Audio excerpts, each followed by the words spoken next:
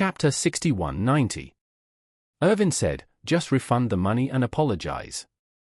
Jacob said angrily, "I already let Zhu Liangyun pick up more than 19 million for nothing. You want me to give him back 300,000 yuan? Are you kidding me?"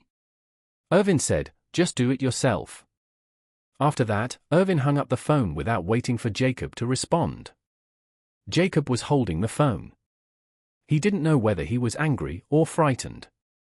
But his whole body was trembling and twitching constantly. Elaine on the side quickly asked him, "Husband, what did Irvin say? Won't he get the things back for us?"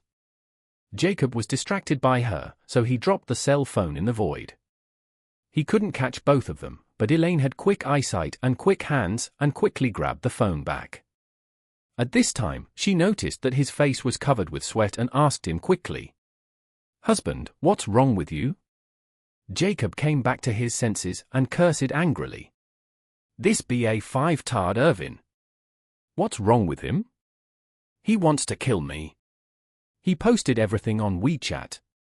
So he just jumped into the fire with his arms in my arms." After saying that, he suddenly came back to his senses and said with eyes wide open, "Fuck! Moments. No wonder so many people send me WeChat messages. Where is my phone? Give it to me." Elaine subconsciously handed the phone to him. Nervously asked, "Husband, what happened?" Jacob said, "I don't have time to tell you this now, please wait for me for a while." As he said that, while the plane was still taxiing to the parking space, he quickly browsed. There was an unread message on WeChat. When he saw the message from President Pei, his heart skipped a beat. It doesn't matter whether you make 200,000 yuan or not. The key is that the position of executive vice president cannot be lost. The Calligraphy and Painting Association has 4 vice presidents and only 1 executive vice president. This is a proper second-in-command. As long as President Pei is promoted, the executive vice president is bound to take over. Jacob has been looking forward to the day when he becomes the president of the association these days, so that he can really feel proud. If Irvin exposes this matter, if his position in the Calligraphy and Painting Association is affected, wouldn't it be a huge loss? So, he quickly clicked on the voice message that President Pei sent to him. It didn't matter if it was played, he was so nervous that his teeth began to chatter. In addition to the first one, President Pei also sent a voice message. After clicking to play, he heard President Pei say, "Oh Jacob, what you did with Irvin now affects us all. It's getting bigger and bigger. Several leaders I had dinner with last time called me to ask about the specific situation. They didn't expect you to do such a thing. You said that last time we finally established a good communication foundation. If you act like this, everyone will avoid you in the future. I can't even pull you away." Jacob was so nervous that he muttered in a panic, "It's over, it's over, it's over. It's over now. If Irvin does this, I'm afraid I won't be able to survive in the association." As he said that, he quickly wiped away his cold sweat and sent a message back to President Pei. "I'm sorry, President Pei. We have just arrived in Dubai and the plane has not yet stopped. This matter is not what Irvin said. You must not believe his words. I will definitely hold him accountable." After sending it, President Pei's voice call came over. Jacob answered the call immediately and asked nervously, "President Pei, what's the situation in there right now?" "What's the situation?" President Pei sighed and said helplessly.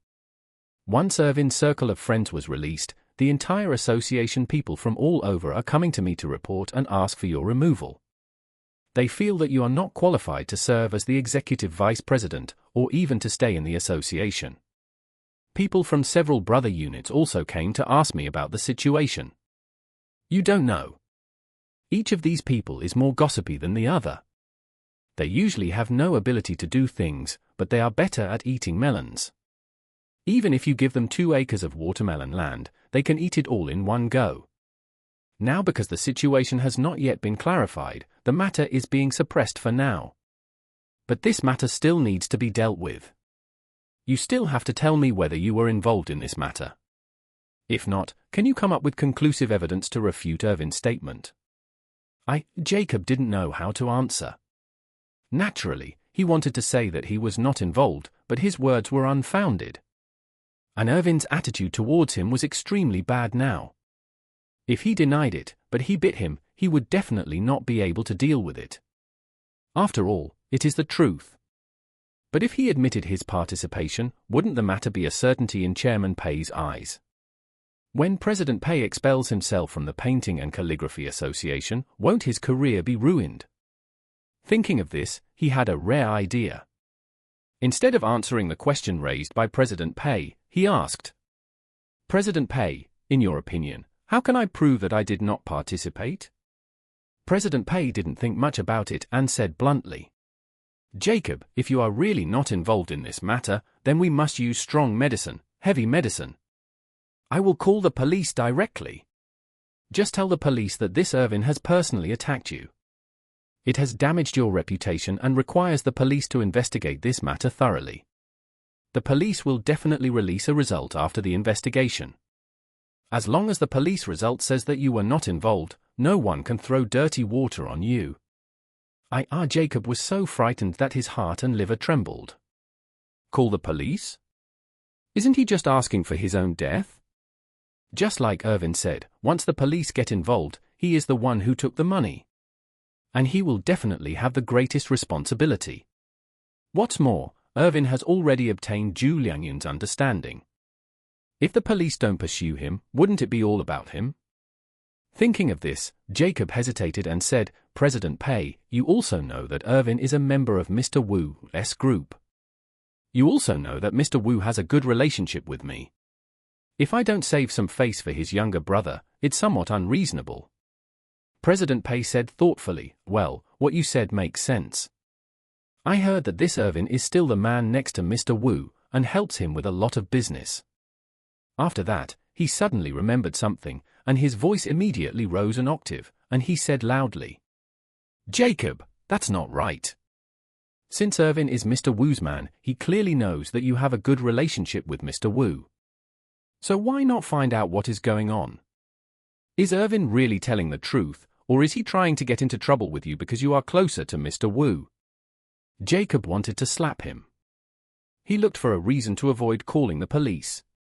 But unexpectedly a fatal bug was exposed. So he hurriedly said, of course he can't get along with me. President Pei, I have to give Mr. Wu some face in this matter. So don't be too anxious. I'll call Mr. Wu now and let him know. Let's see what we can do about it." President Pei breathed a sigh of relief when he heard that he mentioned Mr. Wu, and said, "Yes, that's right, please call Mr. Wu immediately and ask him to take good care of that Irvin. The best way is to ask Mr. Wu to put pressure on Irvin and force him to post a new statement. And state in the new statement that everything he said about you is a false trap." Jacob instantly ignited hope and said hurriedly, "Okay. I will call Mr. Wu right now. I believe that for the sake of my son-in-law, Mr. Wu will definitely help."